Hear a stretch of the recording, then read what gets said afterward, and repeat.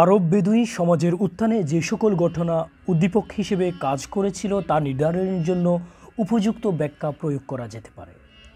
মহানবী হজরত মুহাম্মদ সাল্লাল্লাহু আলাইহি ওয়াসাল্লাম যখন ইসলামের বাণী প্রচার করা আরম্ভ করেছিলেন, তখন এই সমাজটি এমন একটি আর্থসামাজিক, রাজনৈতিক ও আন্তর্জাতিক পরিবেশের মধ্যে ছিল যা টয়নবীর তথ্যমতে একটি প্রাণচঞ্চল সভ্যতা বিকাশের পক্ষে অনুকূল ছিল না।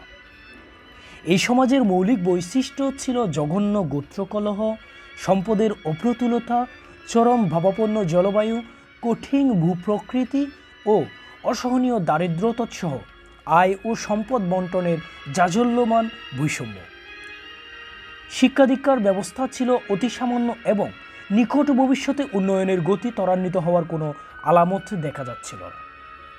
তাছাড়া এই সমাজের ছিল না কোনো বুদ্ধিভিত্তিক প্রখরতা কিংবা সাসানীয় ও বাইজেন্টাইন সাম্রাজ্যের মতো শক্তিশালী প্রতিবেশীদের মতো বস্তুগত সম্পদ।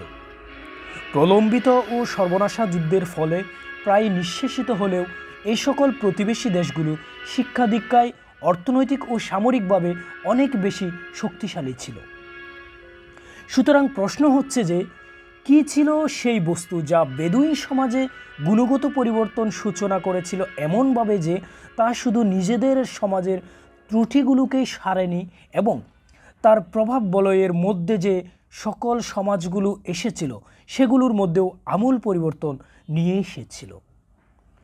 টয়েনবি, হিট্রি, হজসন, বেক ও লুইস সহ অনেক পণ্ডিতগণ যুক্তি দেখিয়েছিলেন যে কঠিন চ্যালেঞ্জ মোকাবেলা ও জীবনের জন্য ক্ষেত্রে দ্রুত অগ্রগতি অর্জনের সুযোগ প্রদানের মাধ্যমে মুসলিম সমাজে উন্নয়নে ইসলাম একটি ইতিবাচক ট্রিগার মেকানিজমের ভূমিকা পালন করেছিল।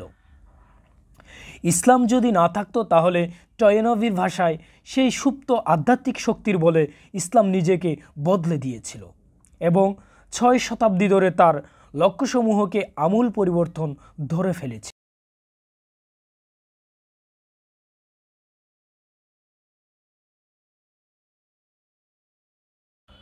সুতরাং প্রশ্ন জাগে, ইসলাম কিভাবে সমাজে এরূপ বৈপ্লবিক পরিবর্তন নিয়ে আসতে সক্ষম হয়েছিল?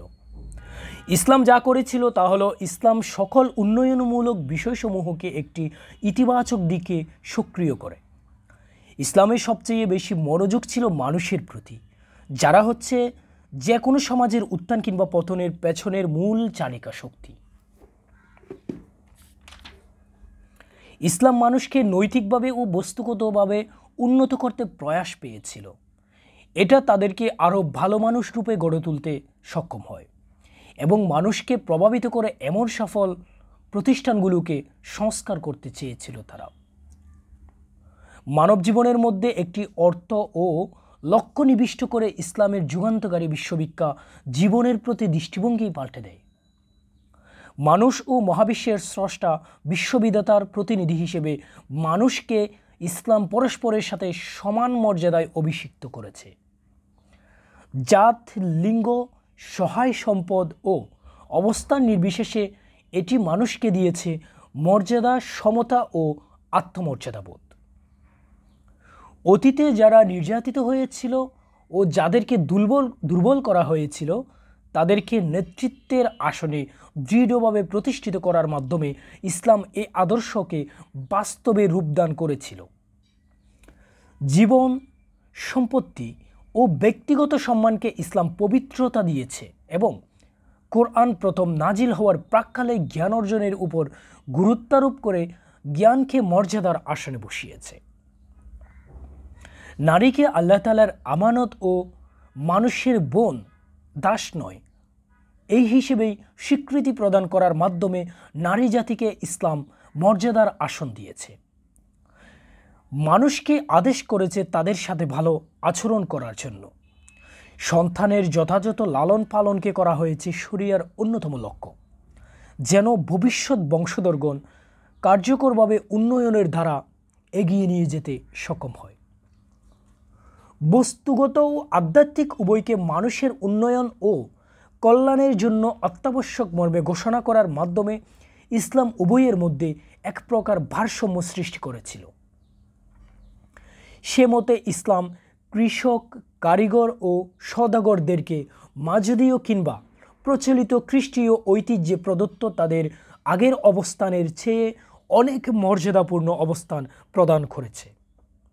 গোষ্ঠীর প্রতি আনুগত্য স্থলাভিষিক্ত হল স্রষ্টার প্রতি আনুগত্যে এবং ততদ্বারা ব্যক্তির চেতনার সীমানা ব্যক্তিকে ছাড়িয়ে একই বিশ্বাসের অধিকারীদের জাতীয় পর্যায়ে সম্প্রসারিত হলো এবং সমগ্র মানব জাতিকে এক ভ্রাতৃত্বের বন্ধনে নিয়ে এলো, কারণ তারা প্রত্যেকেই স্রষ্টার সৃষ্টি ও একই পরিবারের সদস্য। কেহেন যেমন বলেছেন, যেহেতু কোরআনের বিধানাবলীর অন্তর্নিহিত প্রবণতা হচ্ছে সুবিধা বঞ্চিতদেরকে আনুকূল্য প্রদান করা, সেহেতু ইসলামের অন্যতম প্রধান অবদান হচ্ছে দুর্বল ও নির্যাতিতদের অবস্থান উন্নয়ন সাধন।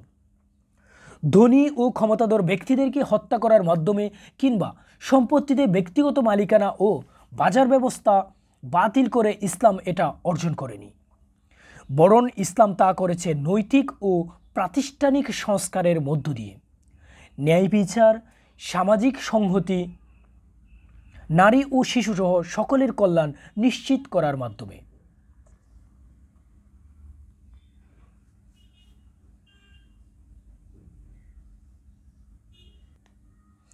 যে সংস্কারের মাধ্যমে একজন ব্যক্তি অন্য একজন ব্যক্তির প্রতি তার কর্তব্য সম্পর্কে সচেতন থাকে এবং একই সাথে বাজার ব্যবস্থায় নিজের স্বার্থও দেখাশোনা করে থাকে, এসব কিছু মানুষকে তার বিশ্বাসের প্রতি আনুগত্য রেখেছে এবং ইসলামের দীক্ষা মোতাবেক জীবনযাপন করার লক্ষ্যে এক প্রকার অভ্যন্তরীণ তাগিদ প্রদান করেছে।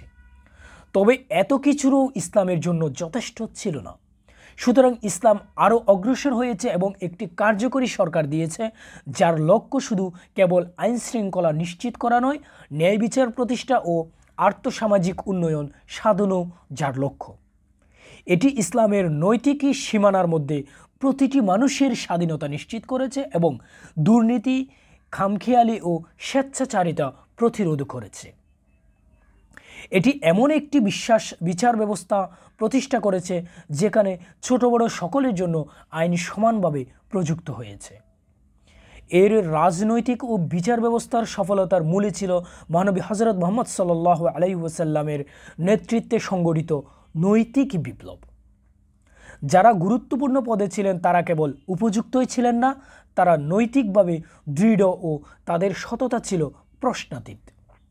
একটি সাম্প্রতিক রচনায় ব্যাসলি যথার্থই বলেছিলেন যে সরকারের কাজকর্মের প্রকৃতি নির্ভর করে যারা সরকার চালায় তাদের উপর, এবং সরকারি দপ্তরের কাকে নিয়োগ করা হলো এবং তার কি কাজ এগুলো উপেক্ষা করলে কোনো সমাজই কার্যকরী সরকারি প্রতিষ্ঠান চালাতে পারবে না। এভাবে উন্নয়নের জন্য প্রাতিষ্ঠানিক ও প্রয়োজনীয়তার উপর নর্থ যে গুরুত্ব দিয়েছিলেন সে বিষয়টি মেটানো যেতে পারে। ইউরোপের সফলতার জন্য যে সকল কৌশল কাজে লেগেছিল সেগুলো বহু পূর্বেই ইসলামের রপ্ত ছিল।